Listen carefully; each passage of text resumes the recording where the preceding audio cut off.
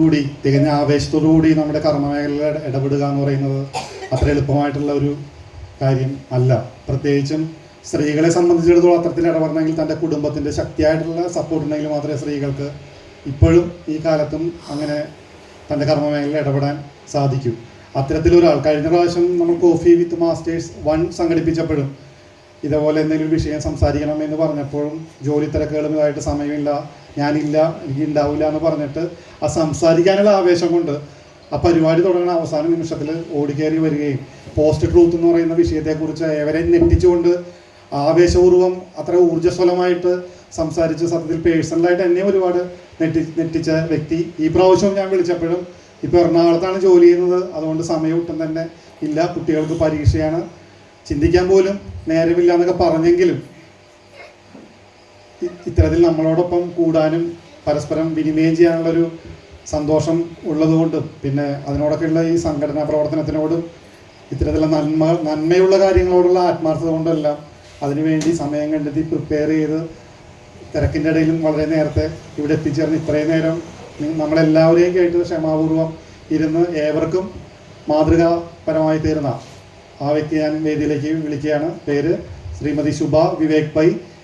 പറയാൻ പോകുന്ന വിഷയം കുടുംബ ബന്ധത്തിൽ സ്നേഹത്തിൻ്റെ പ്രസക്തി. വലിയൊരു കയ്യരോടുകൂടി എല്ലാവരും ഹാർദവമായിട്ട് ശുഭ വിവേക് പൈ വേദിയിലേക്ക് ക്ഷണിക്കുന്ന അഭ്യർത്ഥിക്കുന്നു.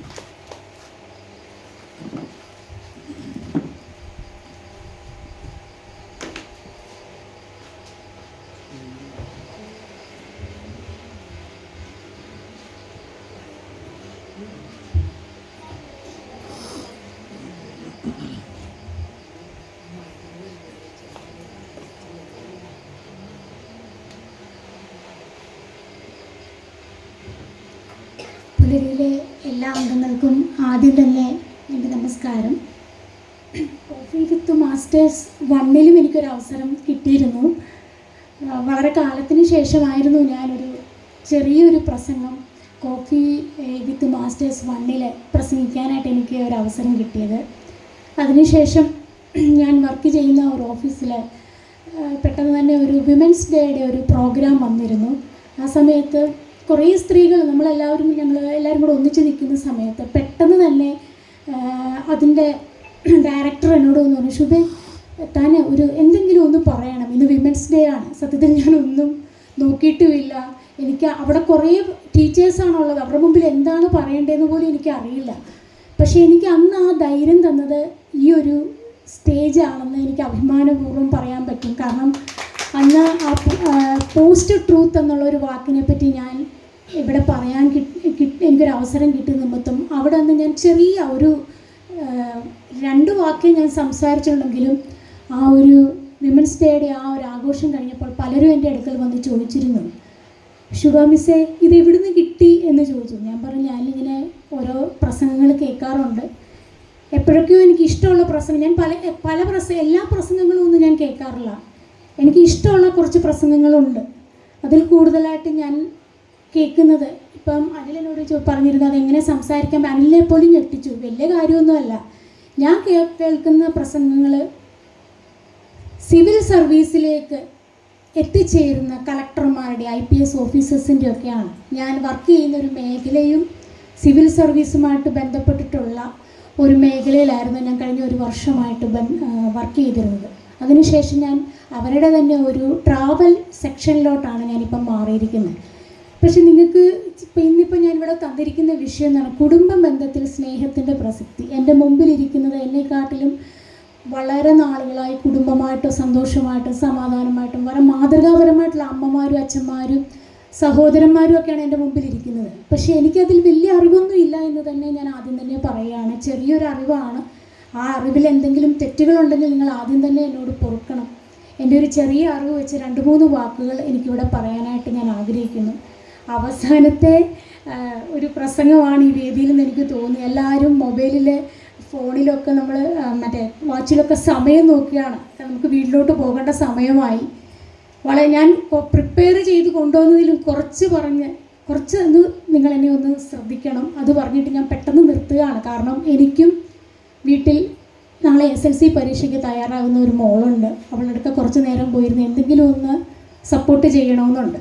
ആദ്യം തന്നെ കുടുംബ ബന്ധത്തിൽ സ്നേഹത്തിന് ഒരു വലിയ പ്രസക്തി ഉണ്ടെന്ന് തന്നെ ഞാൻ പറയുകയാണ്. സ്നേഹം എന്ന സങ്കല്പം എങ്ങനെ നമുക്ക് കുടുംബ ബന്ധത്തിൽ പ്രാവർത്തികമാക്കണം എന്നുള്ള ഒരു ചോദ്യം ഇന്നത്തെ ഈ കാലത്ത് ഇന്നത്തെ ഈ സമയത്ത് വളരെ പ്രസക്തിയായിട്ടുള്ള ഒരു വിഷയം തന്നെയാണ്. പല കുടുംബ ബന്ധങ്ങളും നമ്മൾക്ക് കാണാൻ പറ്റും. അത് നമ്മൾക്ക് ഇപ്പം നമ്മുടെ വാർത്തകളിലൊക്കെ നിറഞ്ഞു നിൽക്കുന്ന എൻ്റെ മുമ്പിൽ ഇവിടെ പ്രശസ്തനായ അഡ്വക്കേറ്റ് ഉണ്ട്. പല കൊലപാതകങ്ങളായിക്കോട്ടെ, പല വസ്തു തർക്കങ്ങളായിക്കോട്ടെ, പല മരത്തിൻ്റെ പ്രശ്നങ്ങളായിക്കോട്ടെ, അടിപിടികളായിക്കോട്ടെ, ഇതിനെയൊക്കെ നമ്മളൊന്ന് വിശകലനം ചെയ്ത് നോക്കുകയാണെങ്കിൽ, ഇവരോടൊക്കെ നമ്മൾക്കൊന്ന് അഗാധമായിട്ട് ഈ പ്രശ്നം ഒന്ന് പഠിക്കുകയാണെങ്കിൽ, ഇതിൻ്റെ എല്ലാം കാരണങ്ങൾ കുടുംബ ബന്ധത്തിൻ്റെ അല്ലെങ്കിൽ സാമൂഹിക ബന്ധത്തിൻ്റെ വിഘടനമാണെന്ന് തന്നെ പറയാം. പരസ്പരം സ്നേഹം, അങ്ങോട്ടും ഇങ്ങോട്ടും സ്നേഹിക്കാനുള്ള ഒരു ചരട് എപ്പോഴോ അറ്റുപോയിരിക്കുകയാണ്. നമ്മളൊക്കെ വളരെ ചെറുപ്പകാലത്തിൽ ജീവിച്ചിരുന്ന ഒരു സംസ്കാരവും ഒരു രീതിയും ഒന്നുമല്ല നമ്മളിപ്പോൾ കണ്ടുവരുന്നത്. നമ്മുടെ തൊട്ട് അപ്പുറത്ത് താമസിക്കുന്ന ആരാണെന്ന് പോലും നമുക്കറിയത്തില്ല. ഞാനൊരു 10 വർഷം മുമ്പ് എൻ്റെ ജീവിതത്തിൽ ഫ്ലാറ്റ് ലൈഫിലായിരുന്നു ഞാൻ താമസിച്ചുകൊണ്ടിരുന്നത്. അന്ന് എനിക്ക് വളരെ അതിശയകരമായിരുന്നു. അപ്പുറത്തെ മുറിയിൽ ആ ഫ്ലാറ്റിൽ ആരാണ് താമസിക്കുന്നത് എനിക്കറിയേയില്ല. ആ ഫ്ലാറ്റ് തുടങ്ങിയ സമയം തൊട്ട് ഞാൻ അവിടെ ഉണ്ടെങ്കിലും അപ്പുറത്ത് വരുന്നു പോകുന്നു, ആൾക്കാർ വരുന്നു പോകുന്നു, ലിഫ്റ്റ് വെച്ച് കാണുന്നു, ഒരു പരിചയമില്ലാത്ത ആൾക്കാരാണ്. അങ്ങനെ ഞങ്ങൾ അവിടെ ഒരു സംഘടന സ്റ്റാർട്ട് ചെയ്തു. ഫ്ലാറ്റിൽ ഒരു റെസിഡൻഷ്യൽ അസോസിയേഷനെ പോലെ തന്നെ ഞങ്ങൾ ഫ്ലാറ്റിൽ ഒരു സംഘടന സ്റ്റാർട്ട് ചെയ്തു. ഓണത്തിന് എല്ലാവരും കൂടെ കൂടിയിട്ട് കുറച്ച് പ്രോഗ്രാമുകൾ, ഒരു സദ്യ, അങ്ങനെ എല്ലാവരെയും പരിചയപ്പെടുവാനും. എന്തിനു പറയുന്നു, ആ സംഘടന വല്ലാതെ അങ്ങോട്ട് വളർന്നു. ഇപ്പോഴും ആ ഫ്ലാറ്റിൽ നിന്ന് ഞാൻ ഇങ്ങോട്ട് മാറിയതിന് ശേഷം എല്ലാ ഓണത്തിനും ക്രിസ്മസിനും ഒക്കെ പ്രോഗ്രാമുകൾ വരുമ്പോൾ എന്നെ അവർ വിളിക്കാറുണ്ട്. ശുഭ വരുന്നില്ലേ കുഞ്ഞുങ്ങളെയും കൊണ്ട്? കാരണം എൻ്റെ മക്കളെ ഞാൻ അതിൻ്റെ അകത്ത് എല്ലാത്തിലും പങ്കെടുപ്പിക്കുമായിരുന്നു. എനിക്കത് ഭയങ്കര നിർബന്ധമായിട്ടുള്ളൊരു കാര്യമാണ്. നമ്മുടെ ഭവനത്തിൽ നമ്മൾ ഇപ്പോൾ ഒരു അണുകുടുംബങ്ങളാണ് നാം ഒന്ന് നമുക്ക് ഒന്ന് എന്നുള്ളൊരു ചിന്താഗതിയാണ്. അപ്പം നമ്മൾ നമ്മുടെ മക്കളോട്, അപ്പോൾ നേരത്തെ തന്നെ അല്ല ഇവിടെ പറഞ്ഞിരുന്നു, നമുക്ക് കുറച്ച് സമയം നമുക്ക് കേൾക്കാനായിട്ട്, മറ്റുള്ളവരെ കേൾക്കാനായിട്ട് നമുക്കൊരു സമയമില്ല എന്നുള്ളത്. അത് വളരെ സത്യമായ ഒരു കാര്യമാണ്. നമുക്ക് നമ്മുടെ മക്കളുമായിട്ട് കുറച്ച് നേരം ഒന്ന് ചെലവഴിക്കുവാനോ അവർ പറയുന്നത് എന്തുവാണെന്ന് കേൾക്കുവാനോ ഒന്നും നമുക്ക് സമയമില്ല. പിന്നെ എൻ്റെ ഒരു അനുഭവത്തിൽ പറയുകയാണെന്നുണ്ടെങ്കിൽ, ഞാനൊക്കെ വളർന്ന ഒരു കൂട്ടുകുടുംബത്തിലാണ്. അപ്പം നമ്മുടെയൊക്കെ വീടുകളിൽ മുത്തച്ഛന്മാർ, വല്യച്ഛന്മാർ, വല്യമ്മമാർ, അങ്ങനെ കുറേ ആൾക്കാർ നമ്മുടെ കൂട്ടത്തിൽ കാണും. ഇന്നും നമ്മുടെ വീട്ടിൽ നമ്മുടെ കസിൻസ് എന്ന് പറഞ്ഞു കഴിഞ്ഞാൽ എനിക്കൊക്കെ ഒരു നീണ്ട ലിസ്റ്റാണ്. പക്ഷേ എൻ്റെ കുട്ടികളോടൊക്കെ ചോദിക്കുകയാണെങ്കിൽ അതാരാണ്, അതേതാണ്, അത് നമുക്കുമായിട്ട് എന്താ ബന്ധം അവർക്കറിയില്ല. ഞങ്ങൾക്കെന്ന് വെച്ച് കഴിഞ്ഞാൽ ഈ കസിൻസ് എന്ന് പറഞ്ഞു കഴിഞ്ഞാൽ എല്ലാം നമ്മുടെ സ്വന്തമാണ്. അതിൻ്റെ അകത്ത് നമ്മുടെ അയൽപക്കത്തുള്ളവരും നമ്മുടെ സ്വന്തം തന്നെയാണ്. അവിടെ രക്തബന്ധത്തിനൊന്നും ഒരു പ്രസക്തിയും ഇല്ലായിരുന്നു. അത് നമ്മുടെ സ്വന്തം ചേച്ചിമാരും സ്വന്തം ചേട്ടന്മാരുമാണ്. ഇന്ന് നമ്മൾ കണ്ടുവരുന്ന പല അക്രമങ്ങളും കുട്ടികളിൽ, കഴിഞ്ഞ ദിവസം ഞാനൊരു ഇതിൽ വായിച്ചു, ഭക്ഷണം കൂടുതലും ശിക്ഷണം കുറവും എന്നുള്ളത്. ഞാൻ എൻ്റെ മക്കളോട് പറഞ്ഞു, ഇത് വളരെ സത്യമാണ്. ഭക്ഷണം കൂടിപ്പോയി, ശിക്ഷണം എന്ന് കുറവായിരുന്നു. പണ്ട് നമ്മളുടെ തൊട്ടടുത്തുള്ള അയൽപക്കത്തുള്ള അച്ഛന്മാരെ അമ്മമാരെ നമുക്കൊരു ഭയമുണ്ടായിരുന്നു. നമ്മൾ ഇറങ്ങിപ്പോകുമ്പോൾ പ്രായമുള്ളവരെ കാണുമ്പോൾ നമ്മളൊരു ബഹുമാനം ഉണ്ടായിരുന്നു, ഒരു ഭയമുണ്ടായിരുന്നു. അവരെന്തെങ്കിലും നമ്മളെ വഴക്ക് പറഞ്ഞാൽ നമ്മളത് താഴ്മയായി നിന്ന് കേൾക്കുകയുള്ളൂ. ഇന്ന് നമ്മളെ ആരും വഴക്ക് പറയാനായിട്ട് വരില്ല, കാരണം ഭയമാണ്. നമ്മുടെ ഈ കൊച്ചു ജയനമംഗലത്ത് തന്നെ ഒരു നായയെ ചൊല്ലിയുള്ള തർക്കം കലാശിച്ചത് 3 കൊലപാതകത്തിലാണ്. ഇവിടെയൊക്കെ സംഭവിച്ചിരിക്കുന്നത് ഈ സ്നേഹം എന്നുള്ള ചരട് അറ്റുപോയിരിക്കുക എന്നുള്ളത് തന്നെയാണ്. സ്നേഹം യഥാർത്ഥത്തിൽ അത് വിഭജിക്കുകയല്ല വേണ്ടത്, അതിനെ ഗുണിക്കുകയാണ് വേണ്ടത് എന്നാണ് എനിക്കൊരു അഭിപ്രായം പറയാനുള്ളത്.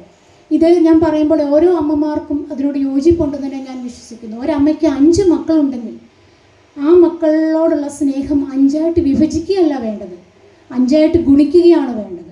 എന്നാൽ മാത്രമേ ആ സ്നേഹം വളരുകയുള്ളൂ, അത് പരിപോഷിക്കുകയുള്ളൂ എന്നതിന് ഉറപ്പ് തന്നെയാണ്. നമ്മുടെ കൊച്ചു ജീവിതത്തിൽ നമുക്ക് എത്ര വ്യക്തികളെ, ഓരോ ദിവസവും നമ്മുടെ കൺമുമ്പിൽ വരുന്ന എത്ര വ്യക്തികളെ നമുക്ക് സ്നേഹിക്കുവാൻ കഴിയുന്നുവോ അത്രയധികം നമ്മുടെ മനസ്സിൻ്റെ വിശാലതയും കാഴ്ചപ്പാടിൻ്റെ പരപ്പും വർദ്ധിച്ചുകൊണ്ടേയിരിക്കും.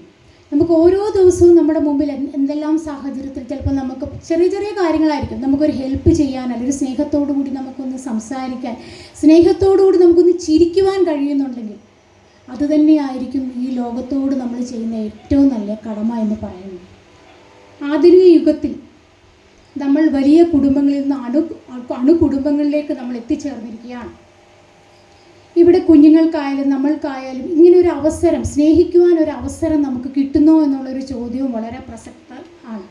നമ്മൾ ശ്വസിക്കുന്നത് നാം അറിഞ്ഞുകൊണ്ട് കൂടിയിട്ടല്ല, നമ്മൾ ആ ഒരു പ്രക്രിയ നമ്മൾ അറിയാതെ ചെയ്തുകൊണ്ടിരിക്കുകയാണ് നമ്മൾ ശ്വസിക്കുക എന്നുള്ളത്. അതുപോലെ തന്നെ നമുക്ക് സ്നേഹിക്കാനും കഴിയണം എന്നാണ് എനിക്ക് പറയാനായിട്ടുള്ളത്. എന്താണ് കുടുംബം? നമ്മുടെ കൊച്ചു കേരളത്തിൽ പല പല ജ്ഞാനികളും നിർവചനങ്ങൾ അതിന് കൊടുത്തിട്ടുണ്ട്. എനിക്ക് വളരെ ലളിതമായിട്ട് ഈ കുടുംബം എന്നുള്ളതിന് പറയാനായിട്ടൊരു നിർവചനം ഇത് മാത്രമേ ഉള്ളൂ. സ്നേഹിക്കുന്നവരെല്ലാവരും ഒരു കുടുംബം തന്നെയാണ് എന്നാണ് എനിക്ക് പറയാനായിട്ടുള്ളത്.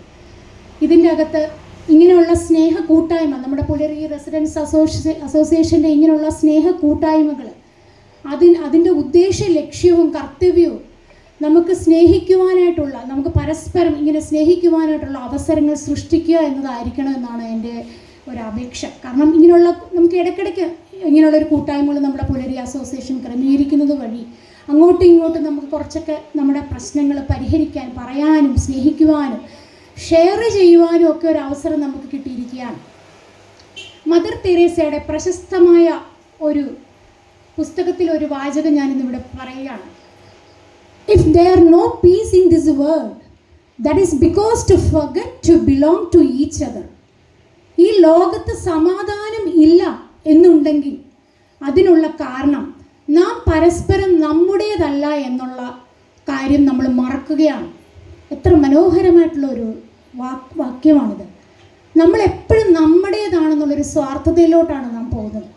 നമുക്ക് പരസ്പരം അങ്ങോട്ടും ഇങ്ങോട്ടും നമുക്ക് സഹകരിക്കണം. അല്ലെങ്കിൽ ഞാൻ ഈ ഒരു ലോകത്ത് വീണിരിക്കുന്ന എനിക്ക് മാത്രമല്ല, മറ്റുള്ളവർക്കും ഒരു നന്മ വീശുവാൻ വേണ്ടി ആയിരിക്കണം എന്നുള്ളൊരു ചിന്ത നമ്മൾ മറക്കുകയാണ്. ഇത് കുറച്ചുകൂടെ ലളിതമായി നമ്മുടെ കുഞ്ഞുണ്ണി മാഷ് പറഞ്ഞിട്ടുണ്ട്. എനിക്കുണ്ടൊരു ലോകം, നിനക്കൊണ്ടൊരു ലോകം, നമുക്കില്ലൊരു ലോകം. എനിക്കുണ്ടൊരു ലോകം, നിനക്കൊണ്ടൊരു ലോകം, നമുക്കില്ലൊരു ലോകം. എൻ്റെ ലോകവും നിൻ്റെ ലോകവും കൂടെ സമന്വയിപ്പിച്ച് നമ്മുടേതായ ഒരു ലോകം കെട്ടിപ്പടുത്തി കഴിഞ്ഞാൽ ഈ ലോകത്തിലെ ഒരു പരിധി വരെയുള്ള പ്രശ്നങ്ങളൊക്കെ പരിഹരിക്കാൻ കഴിയുമെന്ന് ഞാൻ പൂർണ്ണമായിട്ടും വിശ്വസിക്കുന്നു. ഇങ്ങനെ സ്വന്തം സ്വാർത്ഥമായി എൻ്റേതെന്ന് മാത്രം ചിന്തിക്കുന്ന ചില ആൾക്കാർ തന്നെയാണ് ഇപ്പോഴും ഒട്ടുമിക്ക പ്രശ്നങ്ങളുടെയും കാരണക്കാർ. അതിന് ഒരു സംശയവും വേണ്ട എന്ന് തന്നെ പറയാം. നമുക്ക് കുടുംബ ബന്ധങ്ങളിലും ചില തെറ്റിദ്ധാരണകൾ, നമ്മുടെ വിവാഹ ജീവിതത്തിലും കുടുംബ ബന്ധങ്ങളിലും കുറച്ച് തെറ്റിദ്ധാരണകൾ. നമ്മൾ ഒരാളെ വിവാഹം കഴിച്ചു കഴിഞ്ഞാൽ പിന്നെ നമ്മുടെ മനസ്സിലുള്ള സ്നേഹം മുഴുവൻ ആ ഒരു വ്യക്തിയെ കേന്ദ്രീകരിച്ചിട്ടുള്ളതാണ്. നമ്മുടെ ആഗ്രഹങ്ങളും അഭിലാഷങ്ങളും മുഴുവനും ആ വ്യക്തിക്ക് മാത്രമായി നമ്മൾ ഒതുക്കും. ഒരു സ്നേഹത്തിൻ്റെ ഒരു കണിക പോലും മറ്റുള്ളവർക്ക് അറിയാതെ പോലും നമ്മൾ കൊടുക്കാൻ ഇഷ്ടപ്പെടുന്നില്ല. ഇന്ന് മിക്ക വിവാഹ ബന്ധങ്ങളും അതിൻ്റെ പൂർണ്ണതയിലെത്താതെ, ലക്ഷ്യസ്ഥാനത്തെത്താതെ പാതി വഴിയിൽ അതായത് യാത്രയുടെ പാതി വഴിയിൽ തന്നെ അവർക്ക് ഉപേക്ഷിച്ച് പോകേണ്ട ഒരു കാരണം ഇത് തന്നെയാണ്. ഒരു വ്യക്തിക്കും ഒരു സ്നേഹം എന്നതുള്ളത് ഒരു വ്യക്തിയിൽ മാത്രം ഉള്ളതല്ല. പലർക്ക് നമുക്ക് സ്നേഹം കൊടുക്കാൻ കഴിഞ്ഞെങ്കിൽ മാത്രമേ നമ്മുടെ കുടുംബത്തിൻ്റെ ഭദ്രത ഉറപ്പുവരുത്തുവാനായിട്ട് കഴിയുള്ളൂ. ഇത് നമ്മളെ മാത്രമല്ല നമ്മുടെ പുതിയ തലമുറയെ നമ്മൾ പഠിപ്പിക്കണം എന്നുള്ളത് തന്നെയാണ് ഇതിൻ്റെ ലക്ഷ്യം. നമ്മൾ വീടുകളിൽ നിന്ന് തന്നെ തുടങ്ങാം. നമുക്ക് വീടുകളിൽ നമ്മുടെ കുട്ടികളെ വളർത്തുമ്പോൾ, ഞാനിന്ന് പല മീറ്റിങ്ങുകളിലൊക്കെ പോകുന്ന സമയത്തും ഹോട്ടലിലൊക്കെ എവിടെയെങ്കിലുമൊക്കെ കഴിക്കാനിരിക്കുന്ന സമയത്തും പല കുട്ടികളെ നമ്മുടെ അമ്മമാർ, നമ്മളൊന്നും വളർന്നു വന്നൊരു സാഹചര്യം അല്ലാന്ന് എനിക്ക് തോന്നിയിട്ടുണ്ട്. ഹോട്ടലിൽ വന്നു കഴിഞ്ഞാൽ കുട്ടികളുടെ കയ്യിലൊരു മൊബൈൽ ഫോൺ കൊടുക്കും. ഈ കുട്ടി ഗെയിം കളിച്ചുകൊണ്ടിരിക്കുമായിരിക്കും. ഈ കുട്ടിക്ക് അറിയത്തില്ല ഈ കഴിക്കുന്ന ഭക്ഷണം എന്താണെന്ന് പോലും. ആരെയും ശ്രദ്ധിക്കുന്നില്ല. കൂടിയിരിക്കുന്ന ആൾക്കാരോട് ഷെയർ ചെയ്യണമോ ഒന്നും ഈ കുട്ടിക്ക് അറിയില്ല. പ്ലേറ്റിലുള്ള സാധനം നേരെ വായിലോട്ട് വയ്ക്കുന്നു. ഈ മൊബൈലിലുള്ള ഗെയിമുകളും അതുപോലെ തന്നെ കമ്പ്യൂട്ടർ മനുഷ്യന്മാരും ഇവരുമായിട്ടുള്ള ഒരു രീതിയാണ്. ഈ ഒരു രീതി തന്നെയല്ലേ നമ്മുടെ കുട്ടികളെ ഒരു പരിധി വരെ പ്രശ്നക്കാരാക്കിയിരിക്കുന്നത്. അമ്മമാർക്ക് സമയമില്ല, അച്ഛന്മാർക്ക് സമയമില്ല. പാവമുള്ളത് മുത്തച്ഛനും മുത്തച്ഛിയുമായിരിക്കും വീട്ടിലുള്ളത്. ഓൾഡ് പീപ്പിൾസിനോട് നിങ്ങൾ സംസാരിക്കാൻ പാടില്ല. എനിക്കൊക്കെ ഇവിടെ നിൽക്കുമ്പോൾ എനിക്ക് വലിയൊരു അഭിമാനമുണ്ട്. എൻ്റെ വീട് ആറന്മുളയിലാണ്. ആറന്മുളയിൽ പമ്പ എന്നുള്ള പുഴയുടെ തീരത്താണ് എൻ്റെ വീട്. ഞാൻ ഭയങ്കര കുറുമ്പിയായിരുന്നു എൻ്റെ ചെറുപ്പത്തിൽ. ഈ പുഴയിൽ എപ്പോഴും ചാടാനായിട്ട് ഞാൻ എൻ്റെ വീട്ടിൽ നിന്ന് പോകും. എനിക്ക് വലിയ അഭിമാനം. എൻ്റെ അമ്മ എന്നെ നോക്കിയതിൽ കൂടുതൽ എൻ്റെ മുത്തച്ഛിയായിരുന്നു എന്നെ നോക്കിയിരുന്നത്. ഈ പുഴയിൽ ഞാൻ വീണു പോകാതിരിക്കുന്നതിന് ഒരു കാരണം എൻ്റെ മുത്തച്ഛി തന്നെയായിരുന്നു നോക്കണം. എപ്പോഴും ഞാൻ ഈ പുഴയിലോട്ട് പോകുമായിരുന്നു. ഇപ്പം നമ്മൾ എങ്ങനെയാണെന്ന് ചോദിച്ചാൽ നമ്മുടെ മുത്തച്ഛനെയും മുത്തച്ഛിമാരോടും ഒന്നും സംസാരിക്കാൻ നമ്മൾ അനുവദിക്കത്തില്ല വീട്ടിൽ. അവരൊരു മൂലയ്ക്ക് ഏതെങ്കിലും TV ചാനലിൽ ഏതെങ്കിലും സീരിയലും കണ്ടിരുന്നോ, അഭിപ്രായങ്ങൾ അവർക്കില്ല. അവരോടൊന്നിച്ച് നമ്മൾ ഭക്ഷണം നമ്മുടെ മക്കളുമായിട്ട് കഴിക്കുന്നില്ല, ചോദിക്കുന്നില്ല. അമ്മമ്മ കഴിച്ചോ, അപ്പൂപ്പൻ കഴിച്ചോ എന്നൊന്നും ചോദിക്കുന്നില്ല. എല്ലാവരും മൊബൈലിൽ കൂടെയാണ് ഭക്ഷണം കഴിക്കുന്നത്. ഒരു മൊബൈൽ ടേബിളിലിരിക്കുമ്പോഴും നമ്മുടെ കയ്യിൽ മൊബൈൽ കാണും. നമ്മൾ എന്തൊക്കെയോ ഭക്ഷണം കഴിക്കുന്നു, പോകുന്നു. ഒന്നിച്ചിരുന്ന് ഒരിച്ചിരി നേരം നമുക്കത് പ്രാർത്ഥനകളും ആകാം. നമ്മുടെ നാമം ജപിക്കുന്ന സമയത്ത് ആ വീട്ടിൽ ഏതാണ് ആ മുതിർന്ന ആൾ നാമം വിളക്ക് കത്തിക്കുന്ന സമയത്ത് ആ ചുറ്റും വന്ന് നമ്മുടെ മക്കൾക്ക് എന്തെങ്കിലും ഒരു ഈരടി പ്രാർത്ഥനകൾ ചൊല്ലുവാൻ നമുക്കൊരു അവസരം സൃഷ്ടിച്ചു കൊടുക്കാൻ നമ്മൾക്ക് ഉത്തരവാദിത്വമുണ്ട്. നമ്മളത് അവരെ പഠിപ്പിക്കേണ്ടതാണ്. നമ്മുടെ പൂർവ്വപിതാക്കൾ നമ്മൾക്ക് കാണിച്ചു തന്നിട്ടുള്ളത് നമ്മൾ നമ്മുടെ തലമുറയ്ക്ക് കാണിച്ചു കൊടുക്കേണ്ടതാണ്. ആ സമയത്ത് നമ്മൾ മൊബൈലും നമ്മുടെ എത്ര തിരക്കാണെങ്കിലും ഒന്ന് മാറ്റിവെച്ചിട്ട് നമ്മൾ നമ്മുടെ മക്കളോടൊത്ത് ഒന്ന് പ്രാർത്ഥിക്കുക, അവരോടൊത്ത് ഭക്ഷണം കഴിക്കുക. ഇതൊക്കെ ചെയ്തു കഴിയുമ്പോൾ കുറേ പ്രശ്നങ്ങൾ നമുക്ക് ഇതൊക്കെ പരിഹരിക്കാനായിട്ട് സാധിക്കുമെന്നുള്ളത് ഉറപ്പ് തന്നെയാണ്. ഞാൻ എൻ്റെ വാക്കുകളെ അധികം നീട്ടിക്കൊണ്ട് പോകുന്നില്ല. എല്ലാ സ്നേഹത്തിനും ഒരു മുഖമല്ല, ഒരു നിറമല്ല, അതിനെ ഓരോരുത്തർക്കും അതിൻ്റെ ആഴം വേറെയാണ്, പരപ്പ് വേറെയാണ്. വളരെ പ്രശസ്തമായ ഒരു വിയറ്റ്നീസ് മോങ്ക് ഒരു സെൻറ്റൻസ് പറഞ്ഞു, ഞാൻ കാലം ചെയ്തു പോയാലും എൻ്റെ തുടർച്ച ആകണമെന്ന്. മഴ മേഘങ്ങളുടെ തുടർച്ച എന്ന പോലെ നമ്മൾ ഓരോരുത്തരും ഒരു നല്ല തുടർച്ചയാകുവാൻ നമുക്ക് കഴിയുവാണെങ്കിൽ ഈ ലോകത്തിലെ ഒരു പരിധി വരെയുള്ള പ്രശ്നങ്ങളൊക്കെ നമുക്ക് പിടിച്ചു കെട്ടാനായിട്ട് സാധിക്കും എന്ന് ഞാൻ പൂർണ്ണമായിട്ടും വിശ്വസിക്കുന്നു. അതിനോടൊപ്പം തന്നെ നമ്മുടെ പുലരി റെസിഡൻസ് അസോസിയേഷൻ ഇതുപോലുള്ള വേദികൾ നമുക്ക് ഒരുക്കി തന്നതിന് ഹൃദയത്തിൻ്റെ ഭാഷയിൽ നന്ദി പറയുന്നു. പിന്നെ എനിക്കൊരു സജഷൻസ് കൂടെ ഉണ്ട്. നമ്മൾ ഇങ്ങനെയുള്ള പരിപാടികൾ വരുമ്പോൾ കൂടുതലായി നമ്മുടെ മക്കളെ കൂടെ അതിൽ പങ്കെടുപ്പിക്കാനായിട്ട് ഉള്ള ഒരു സമയം കൂടെ നമ്മൾ കണ്ടെത്തണം. കാരണം ഇപ്പോൾ നമുക്കറിയാം വേനൽക്കാല പരീക്ഷകൾ നടക്കുകയാണ്. കുട്ടികൾക്കൊന്നും അതിൽ പങ്കെടുക്കാനായിട്ട് പറ്റുന്ന ഒരു സമയം 2-3 ദിവസങ്ങൾക്കുള്ളിൽ കുട്ടികളുടെ പരീക്ഷകളൊക്കെ കഴിയും. അപ്പം സെക്രട്ടറിയോടും പ്രസിഡൻറ്റിനോടും എനിക്കൊരു അഭ്യർത്ഥനയാണ്, കുട്ടികൾക്ക് അവധി വരുമ്പോൾ ഇതുപോലൊരു മീറ്റിംഗ് കുട്ടികൾക്ക് മോട്ടിവേഷൻ തരുന്ന രീതിയിലുള്ള ഒരു പ്രസംഗങ്ങൾ. കാരണം എനിക്ക് മുമ്പ് തന്നെ ഇവിടെ എത്ര നല്ല പ്രസംഗങ്ങൾ ഓരോരുത്തർ പ്രസംഗിച്ചു. എനിക്ക് ശരിക്കും പറഞ്ഞു കഴിഞ്ഞാൽ ഒരു ബോറും തോന്നിയില്ല. എനിക്ക് കുറേ കാര്യങ്ങൾ ഇവിടെ നിന്ന് പഠിക്കാൻ തോന്നി. ഏറ്റവും ലാസ്റ്റിൽ വരുന്നതിന് മുമ്പ് തന്നെ ടീച്ചറായിരുന്നു. ഞാൻ പറഞ്ഞോട്ടെ, എനിക്ക് കുറച്ചുകൂടെ അതും കൂടെ എനിക്ക് പഠിക്കാൻ പറ്റി. നമ്മൾ ഓരോരുത്തർ സംസാരിക്കുമ്പോൾ നമ്മൾ ഓരോ പുതിയ കാര്യങ്ങൾ നമ്മൾ പഠിക്കുകയാണ്. അപ്പം നമ്മുടെ മക്കൾക്ക് വേണ്ടിയിട്ട് ഒരു അവസരം കൂടെ ഈ പുലരി റെസിഡൻസ് അസോസിയേഷൻ ഒരുക്കണമെന്ന് പറയുന്നു. ഞാൻ അഭ്യർത്ഥിക്കുകയാണ് പ്രസിഡന്റിനോടും ഭാരവാഹികളോടും എല്ലാം, കുട്ടികൾക്ക് വെക്കേഷൻ വരുന്ന സമയത്ത് ഇതുപോലത്തെ ഒരു മീറ്റിംഗ്, ഇതുപോലത്തെ നമുക്ക് വേണമെങ്കിൽ പുറത്തു നിന്നൊക്കെ ആണെങ്കിൽ അങ്ങനെയുള്ള ഒരാളെ കൊണ്ടുവരാം. അങ്ങനെ ഒരു പ്രസംഗം വേദി ഒരുക്കുവാണെങ്കിൽ അത് നമുക്ക് നമ്മുടെ തലമുറയ്ക്ക് വളരെയേറെ ഗുണം ചെയ്യുമെന്നുള്ളതിൽ യാതൊരു സംശയമില്ല. ഞാൻ എൻ്റെ വാക്കുകൾ ചുരുക്കുന്നു. നന്ദി, നമസ്കാരം.